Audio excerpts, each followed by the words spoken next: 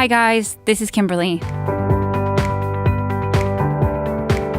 You are listening to TSK.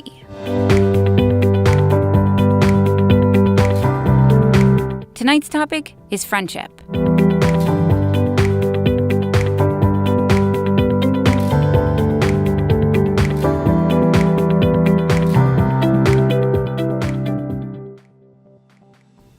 What does friendship mean? What does it mean to be a friend? Is friendship important?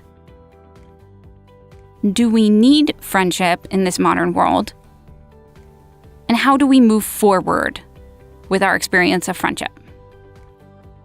So, where are we in terms of friendships? This seemed like a really good topic of discussion because it feels very relevant.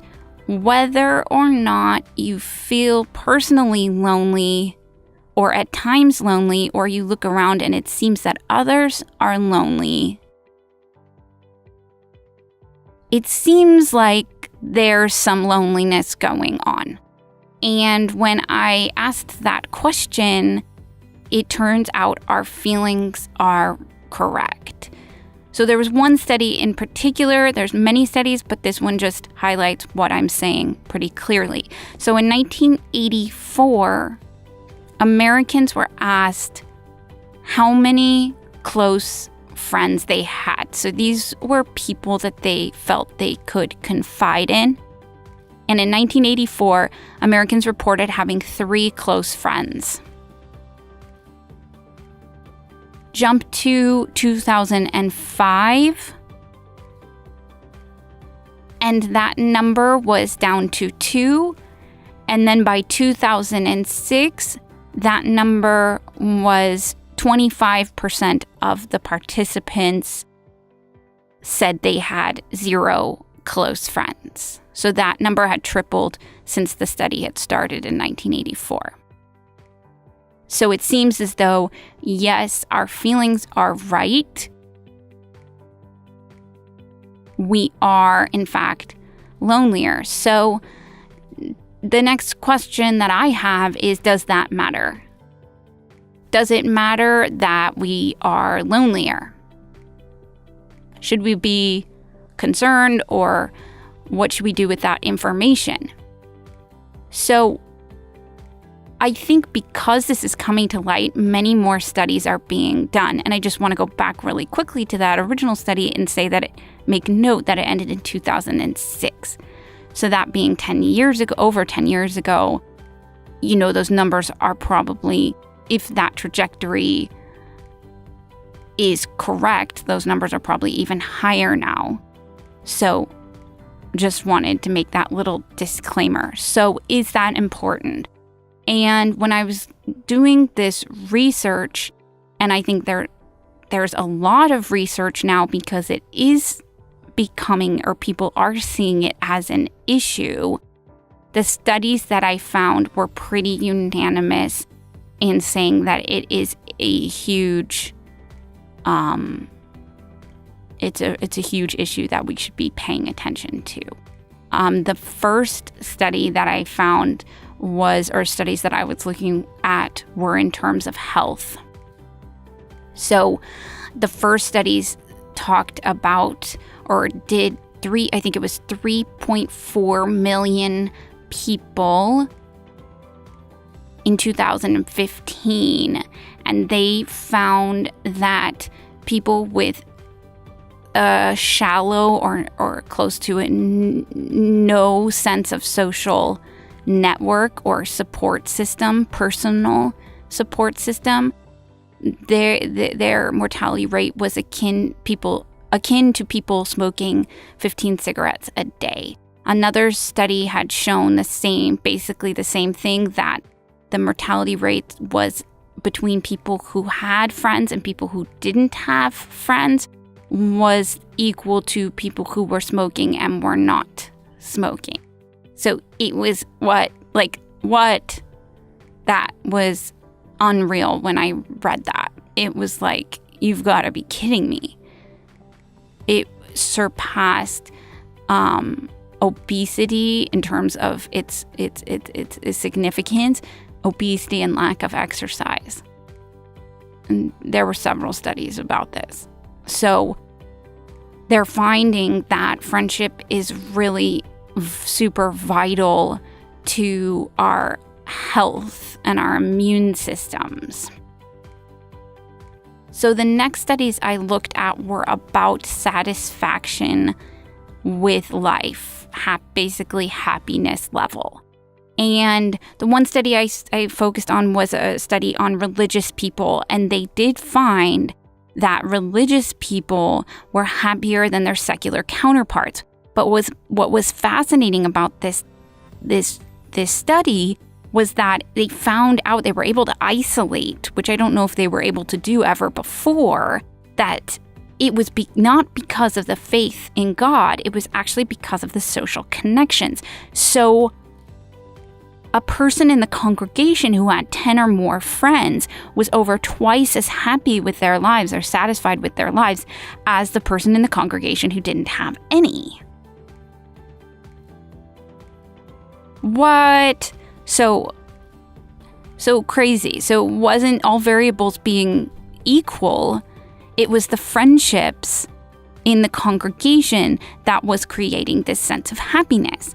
And to push that a little bit further, they found that church-going relationships and secular relationships were not equal.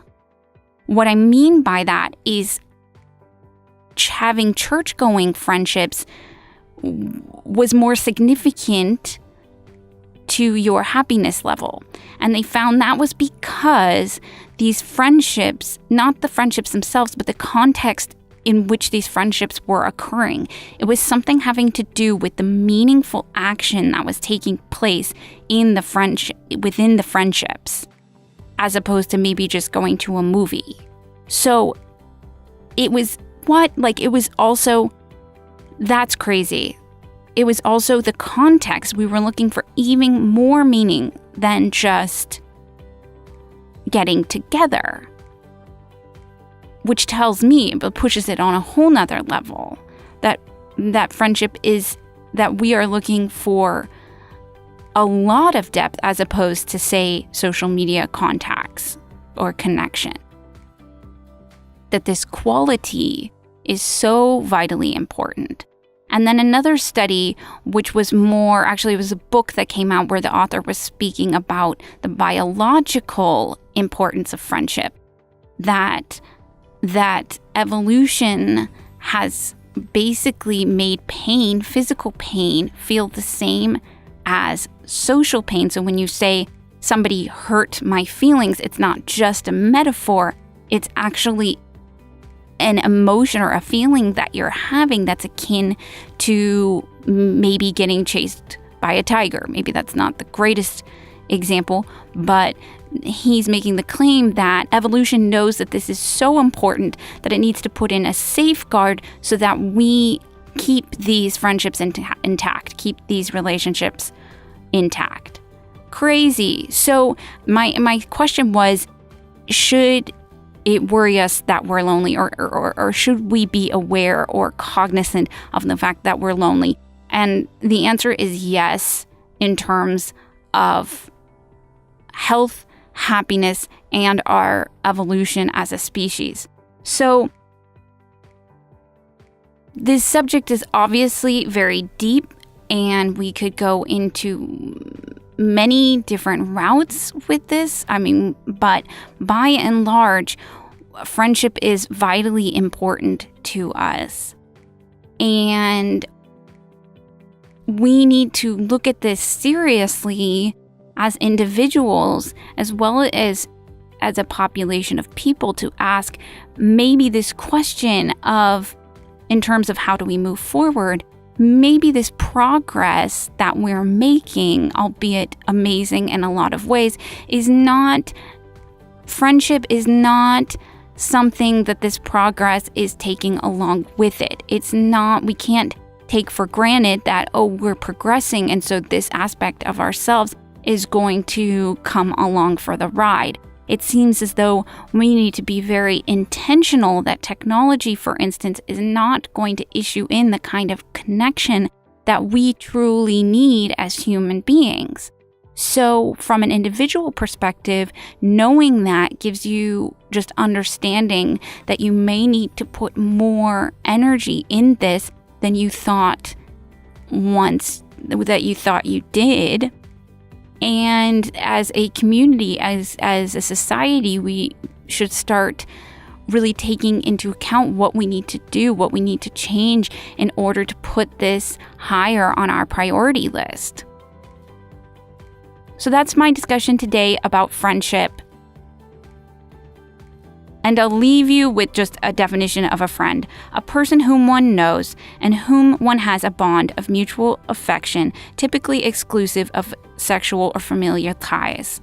And I think that last part is fascinating because I think it elevates friendship to beyond that which biology or evolution hands to us or gives us impulse to have, meaning it is a choice. In that way, I think it does elevate us as human beings to make a choice that we don't have to make.